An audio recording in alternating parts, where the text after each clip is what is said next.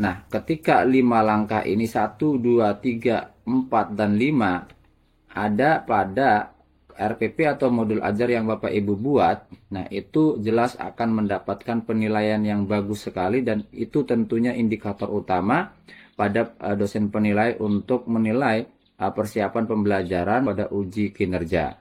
Dan di sini semuanya ada, yaitu tahap 1, kemudian tahap 2, tahap 3, tahap 4, dan tahap 5. Atau langkah 1, langkah 2, langkah 3, langkah 4, dan langkah 5.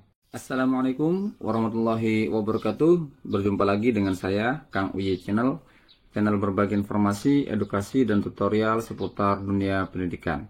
Pada kesempatan ini, saya akan membahas tentang modul pedagogik topik 1, PBL dan PJBL, serta contoh modul ajar dan penjelasan lengkapnya. Sebelum kita mulai, jangan lupa like, subscribe, dan nyalakan lonceng notifikasi agar Bapak Ibu Guru tidak ketinggalan video-video edukatif lainnya dari Kang Uye Channel. Simak videonya, tonton, dan jangan di skip hingga selesai. Perlu Bapak Ibu ketahui bahwa kita sekarang sudah melalui modul pedagogik, yaitu modul kedua setelah Bapak Ibu melalui modul 1, modul profesional. Nah, untuk modul pedagogik ini berdasarkan pedoman PPG Kementerian Agama tahun 2025, totalnya ada 8 topik, yaitu topik 1 sampai dengan topik 8. Nah, pada topik 1 sampai dengan topik 8 ini ada topik-topik yang paling urgent yang harus Bapak Ibu pelajari di awal-awal ini, yaitu untuk pendekatan pembelajarannya. Nah, kenapa? Karena untuk pendekatan pembelajaran ini ada yang di topik 1 sampai dengan topik 6, ini akan menjadi acuan untuk Bapak Ibu menentukan pendekatan mana yang akan Bapak Ibu gunakan ketika membuat persiapan pembelajaran. Dan persiapan pembelajaran ini berupa RPP maupun modul ajar yang akan Bapak Ibu gunakan ketika menghadapi ujian kinerja. Nah, di video-video sebelumnya sudah saya jelaskan bagaimana persiapan untuk menghadapi ujian kinerja, yaitu berupa persiapan pembelajaran, praktek pembelajaran, maupun uji portofolio. Dan tentunya modul pedagogik ini sangat penting ketika Bapak Ibu menghadapi uji kinerja tersebut. Nah, jadi silakan Bapak Ibu pahami per topiknya. Nanti akan saya buatkan video untuk per topiknya. Topik 1, topik 2 sampai dengan topik 8. Dan tentunya untuk pendekatan pembelajaran ini akan saya berikan contoh-contoh modul ajar dan cara penerapannya di kelas. Dan tentunya Bapak Ibu harus bisa memahami dan harus bisa memilih antara pendekatan topik ke-1 ini sampai dengan topik 6. Nah, saran saya, silakan Bapak Ibu memilih pendekatan pembelajaran yang nanti akan Bapak Ibu gunakan ketika membuat RPP atau modul ajar yang paling Bapak Ibu pahami, yang paling sesuai. Jadi kalau misalkan sudah paham dan sudah sesuai dengan pembelajaran yang biasa Bapak Ibu kerjakan atau ajarkan di kelas, silakan pilih berdasarkan pengajaran di kelas tersebut. Nah, contoh, kalau misalkan saya sering mengajar dengan pendekatan berbasis diferensiasi. Nah, silakan Bapak Ibu buatkan atau pahami pendekatan pembelajaran berbasis diferensiasi ini. Dan gunakan untuk pembuatan RPP atau modul ajar ketika uji kinerja yang akan dilaksanakan setelah pembelajaran mandiri ini selesai. Seperti itu. Dan tentunya Bapak Ibu di channel ini Bapak Ibu akan mendapatkan ilmu pengetahuan yang bagus sekali tentang PPG Kementerian Agama. Bapak Ibu tidak perlu lagi untuk ada kelas online atau misalkan bayar. Di sini kita saling berbagi informasi dan belajar. Dan saya akan menuntun Bapak Ibu dari awal sampai akhir lulus PPG Kementerian Agama ini dengan gratis. Cukup dengan Bapak Ibu menonton video ini, pantengin, subscribe, like, dan share ke rekan-rekan guru yang lain yang membutuhkan. Nah, di sini kita akan membahas tentang modul pedagogik topik 1. Di modul pedagogik topik 1 ini ada 2. Ya, yang pertama pendekatan pembelajaran berbasis masalah, problem based learning atau biasa sering disingkat PBL. Kemudian ada pendekatan pembelajaran berbasis project atau project based learning. Nah, Pada dasarnya kalau misalkan kita lihat katanya itu di sini ada PBL dan PJBL, yang membedakan hanya J-nya saja. Kalau di sini PBL problem, kalau di sini PJBL project. Jadi pendekatannya lebih ke berbasis masalah, masalah apa yang akan dihadapi dan dipecahkan kepada siswa.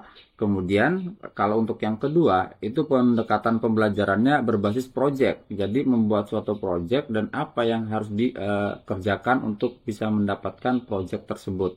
Seperti itu.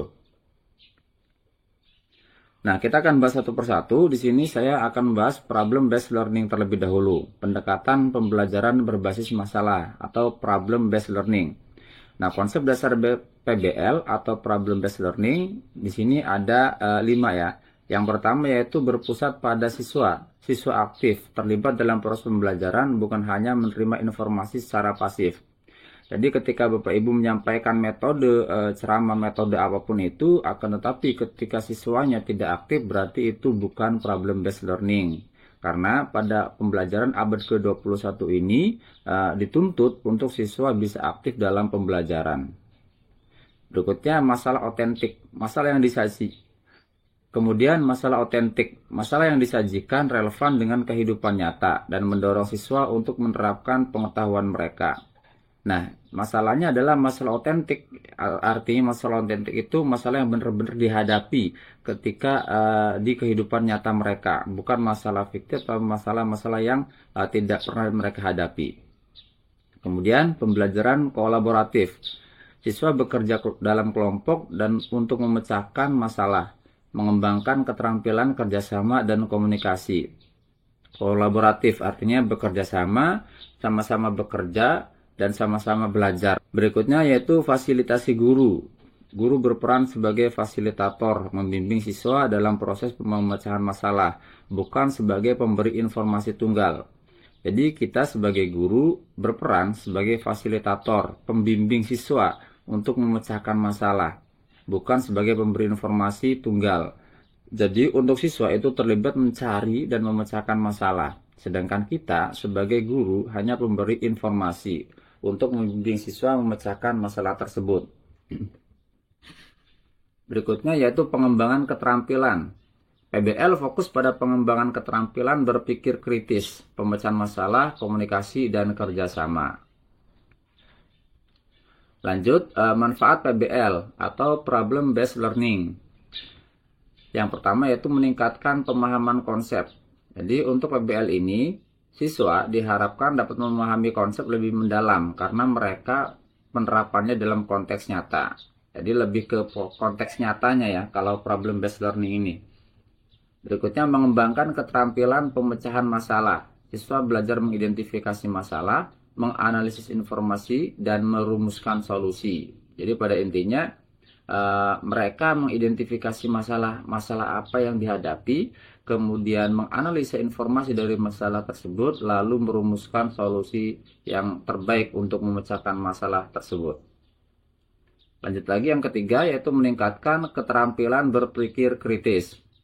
Siswa belajar mengevaluasi informasi, membuat argumen, dan mengambil keputusan.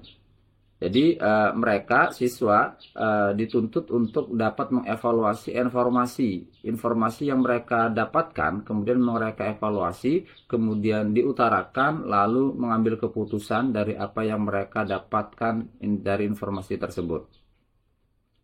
Lanjut kedua yaitu meningkatkan motivasi belajar. Siswa lebih termotivasi karena mereka terlibat dalam pembelajaran yang relevan dan menarik. Nah, motivasi belajar ini kaitannya dengan kolaboratif. Jadi ketika siswa bekerja sama dengan rekannya, kemudian berdiskusi, memecahkan masalah, dan mendapatkan solusi yang terbaik, mereka lebih termotivasi untuk terlibat dalam pembelajaran tersebut. Jadi tidak hanya pasif, tapi semuanya aktif dari satu siswa ke siswa yang lainnya. Berikutnya mengembangkan keterampilan kerjasama. Nah ini masih kaitannya dengan kolaboratif. Siswa belajar bekerja kelompok, berkomunikasi, dan menghargai perbedaan pendapat. Di dalam kerja kelompok itu siswa bekerja sama, kemudian berkomunikasi, dan juga menghargai perbedaan pendapat. banyak sekali ketika siswa belajar bekerja kelompok, di situ ada perbedaan-perbedaan pendapat yang mereka dapatkan. Dan tentunya ini akan menjadi tolak ukur bagaimana cara mereka menghargai perbedaan pendapat. Lanjut lagi, mempersiapkan siswa untuk kehidupan nyata. PBL membantu siswa mengembangkan keterampilan yang dibutuhkan untuk sukses di dunia kerja dan kehidupan sehari-hari. Nah, pada dasarnya apa yang kita peroleh dari dunia pendidikan, apa yang kita peroleh dari bangku sekolah, itu akan kita aplikasikan atau implementasikan di kehidupan nyata. Karena pada dasarnya setiap siswa mempunyai potensi dan keterampilannya masing-masing. Ketika mereka dipersiapkan untuk bisa memecahkan masalah, mereka akan bisa menghadapi kehidupan nyata. Nah, selain manfaat, dalam PBL juga ada tantangannya, tentu. Setiap metode pun ada tantangannya dalam penerapan pembelajaran. Dan ini tantangan dalam penerapan PBL atau Problem Based Learning. Itu persiapan yang membutuhkan waktu. Guru perlu menyiapkan masalah yang relevan dan menarik serta merancang kegiatan pembelajaran yang sesuai. Berikutnya yaitu manajemen kelas. Guru perlu mengelola kelas dengan efektif agar siswa dapat bekerja dalam kelompok dengan baik. Nah, kadang di satu kelas itu banyak sekali karakter-karakter siswa yang berbeda. Dan tentunya ketika ada karakter-karakter yang berbeda, ini adalah manajemen kelas yang harus Bapak Ibu kuasai. Karena di dalam satu kelompok itu ada individu yang berbeda dan punya karakter yang berbeda pula.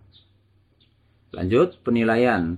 Guru perlu mengembangkan sistem penilaian yang sesuai untuk mengukur pencapaian siswa dalam PBL. Nah, ini juga perlu menjadi tantangan tersendiri ya dalam penerapan PBL, yaitu penilaian. Pada dasarnya PBL adalah pendekatan pembelajaran yang efektif untuk mengembangkan keterampilan abad ke-21 pada siswa. Dengan perencanaan dan pelaksanaan yang baik, PBL dapat menciptakan pengalaman belajar yang bermakna dan mempersiapkan siswa untuk sukses di masa depan. Jadi, silakan Bapak Ibu gunakan apabila Bapak Ibu kuasai dengan penuh pembelajaran pendekatan berbasis PBL ini, Problem Based Learning ini. Nah, sekarang kita langsung ke langkah-langkahnya. Nah, sebelum ke langkah-langkahnya, kita lihat contoh RPP atau modul pendekatan pembelajaran Problem Based Learning. Nah, ini adalah contoh modul ajar atau RPP, Pendidikan Agama Islam dan Budi Pekerti, tentang ayat Al-Quran dan hadis tentang menjaga hubungan silaturahmi dengan sesama. Nah, ini ada identitas, poin-poinnya. Kemudian ada kompetensi awal. Kemudian ada profil pelajar Pancasila, D, sarana dan prasarana, dan seterusnya sampai ke kegiatan akhir dan asesmen seperti itu. Nah, kita akan bahas satu persatu. Intinya saja mungkin ya yang akan kita bahas. Jadi biar Bapak Ibu bisa langsung mempraktekkan dan membuat modul ajar atau RPP ini sesuai dengan mata pelajaran yang Bapak Ibu ampu ya. Nah, di sini satuan pendidikannya SDN 1 Ludamar, kemudian fase atau kelasnya B, fase B, kelas 4, tahun pelajaran atau semester 2024-2025 semester genap. Elemen Al-Quran dan hadis ya. Capaian pembelajaran di sini yaitu peserta didik mampu membaca surat-surat pendek atau Al-Quran atau surat Atin dan menjelaskan pesan pokok dengan baik. Peserta didik mengenal hadis tentang hubungan silaturahmi serta mampu menerapkan dalam kehidupan sehari-hari. Alokasi waktunya yaitu 2 JP 2 kali 35 menit satu pertemuan. Saya buat RPP ini atau modul ajar ini untuk persiapan uji kinerja ya. Jadi cukup 2 JP untuk 2 kali 35 menit satu pertemuan.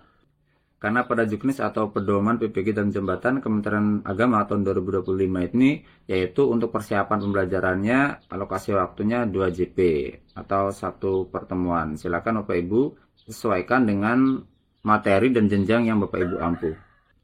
Berikutnya kompetensi awal. Peserta didik mampu membaca, menulis tulisan ayat Al-Quran dan memahami bacaan nun sukun atau tanwin. Nah, di sini kan alokasi waktunya 2 JP ya, 2 kali 35 menit jadi 70 menit totalnya. Kita langsung saja ke langkah-langkahnya atau kegiatan pembelajarannya. Nah, ini kita lihat pendahuluan yaitu 10 menit untuk kegiatan pembelajarannya 10 menit. Kemudian ada kegiatan inti 50 menit. Jadi 10 tambah 50, 60. Kemudian terakhirnya adalah kegiatan akhir 10 menit. Jadi totalnya itu adalah 70 menit untuk 1 JP-nya 35. Dan ini adalah pada intinya modul ajar atau RPP itu kegiatan pembelajaran aja. Jadi setiap pendekatan atau modul pembelajaran pada dasarnya itu ada 3 ya. Yang pertama pendahuluan, kemudian yang kedua kegiatan inti, dan yang ketiga adalah kegiatan akhir. Jadi ketiga kegiatan inilah yang menjadi tolak ukur atau indikator Bapak Ibu oleh dosen penilai. Jadi ketika Bapak Ibu membuat persiapan pembelajaran RPP atau modul ajar, yang dinilai oleh dosen penilai adalah bagaimana kegiatan pembelajaran intinya ini sesuai atau nyambung dengan apa yang Bapak Ibu pilih dalam pendekatan pembelajarannya. Nah, kalau langkah-langkah pembelajaran, pendekatan pembelajaran itu adanya di sini ya, di kegiatan inti. Baik, sekarang kita coba melihat langkah-langkah pendekatan pembelajaran berbasis problem based learning ini dengan RPP atau modul ajarnya. Nah, secara umum langkah-langkah dalam PBL meliputi yaitu ini, ada totalnya 1, 2, 3, 4, 5. Dan langkah-langkah ini harus ada pada modul ajar atau RPP yang kita buat. Kalau misalkan langkah-langkah dari 5 poin ini tidak ada dalam RPP atau modul yang kita buat, nanti dosen penilai pun akan menilai rendah pada persiapan pembelajaran di uji kinerja Bapak Ibu. Nah, yang pertama adalah orientasi siswa pada masalah. Guru mengenalkan masalah yang relevan dan menarik bagi siswa. Siswa mengidentifikasi masalah dan merumuskan pertanyaan. Nah, kita cek di sini. Tahap 1 orientasi peserta didik pada masalah. Nah, di sini ada ya. Tahap 1 orientasi peserta didik pada masalah, yaitu guru mengemukakan tentang siapa yang paling hebat di antara manusia ini dan untuk apa Allah dijadikan kita berbeda-beda. Nah, ini termasuk dalam tahap 1 pada langkah-langkah pembelajaran problem based learning. Oke, 1 berarti ada di modul ajar atau RPP pendekatan problem based learning ini. Kemudian mengorganisasi siswa untuk belajar. Nah, kita cek lagi di modul ajar atau RPP-nya. Nah, di sini tahap 2 yaitu ada mengorganisasikan kegiatan belajar ya. Mengorganisasikan kegiatan belajar. Peserta didik dibagi menjadi 4 kelompok dengan memperhatikan kemampuan belajar mereka, sehingga di setiap kelompok terdapat peserta didik yang berkemampuan tinggi, rendah, dan sedang.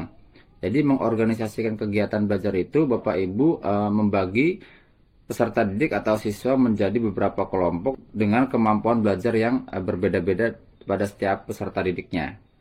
Jadi untuk nomor 2, mengorganisasi siswa untuk belajar itu ada pada RPP atau modul ajar yang kita buat.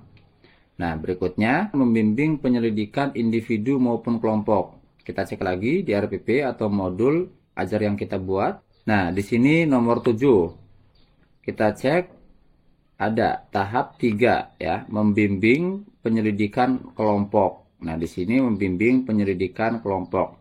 Setelah Bapak Ibu melalui tahap 2 yaitu mengorganisasikan kegiatan belajar, kemudian Bapak Ibu membimbing penyelidikan kelompok.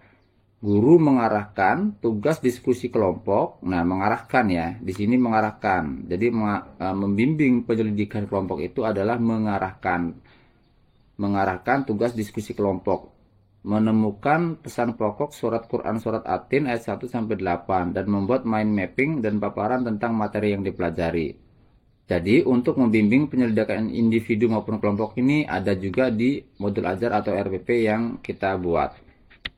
Nah, langkah berikutnya yaitu adalah 4, mengembangkan dan menyajikan hasil karya. Siswa menyusun laporan, kemudian siswa juga mempresentasikan. Nah, kita cek juga di RPP atau modul ajar yang kita buat. Nah, kita lihat di poin 9 ini, nomor 9 ini. Setiap kelompok secara bergantian memaparkan hasil diskusinya di depan kelas. Nah, di sini masuk ke tahap 4 ya, yaitu mengembangkan dan menyajikan hasil karya. Jadi setelah melalui tahap 3, membimbing penyelidikan kelompok, lalu berikutnya di tahap keempat adalah mengembangkan dan menyajikan hasil karya. Jadi untuk yang poin 4 ini, langkah 4 ini ada di RPP atau modul ajar yang kita buat. Lalu yang kelima, menganalisis dan mengevaluasi proses pemecahan masalah. Siswa merefleksikan proses pemecahan masalah yang telah mereka lakukan, kemudian guru memberikan umpan balik dan penilaian. Nah, di sini ada juga di tahap 5, yaitu menganalisis dan mengevaluasi proses pemecahan masalah. Peserta didik dari kelompok lain menanggapi dan guru memberikan penguatan. Nah, seperti itu.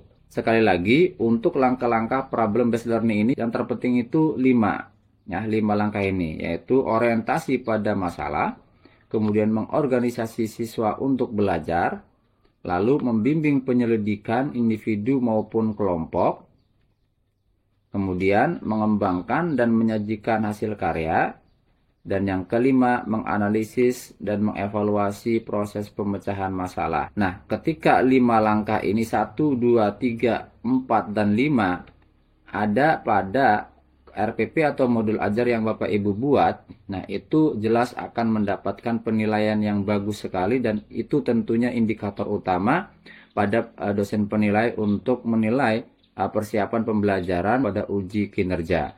Dan di sini semuanya ada, yaitu tahap 1, kemudian tahap 2, tahap 3, tahap 4, dan tahap 5.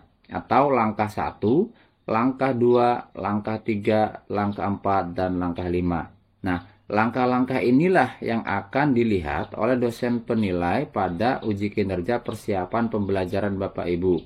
Kalau misalkan langkah-langkah pembelajaran yang Bapak Ibu siapkan dan dibuat di modul ajar tidak sesuai dengan apa yang dilaksanakan oleh Bapak Ibu, jelas itu tidak akan mendapat nilai yang baik oleh dosen penilai. Seperti itu. Mungkin sekian pembahasan pendekatan pembelajaran problem based learning ini yang kita bahas. Semangat Bapak Ibu, semoga pada proses PPG ini dimudahkan, dilancarkan, dan lulus semua tanpa kendala. Amin ya robbal alamin. Silakan bagikan video pembahasan ini pada rekan-rekan yang membutuhkan. Semoga bermanfaat dan sampai bertemu di video selanjutnya. Terima kasih. Wassalamualaikum warahmatullahi wabarakatuh.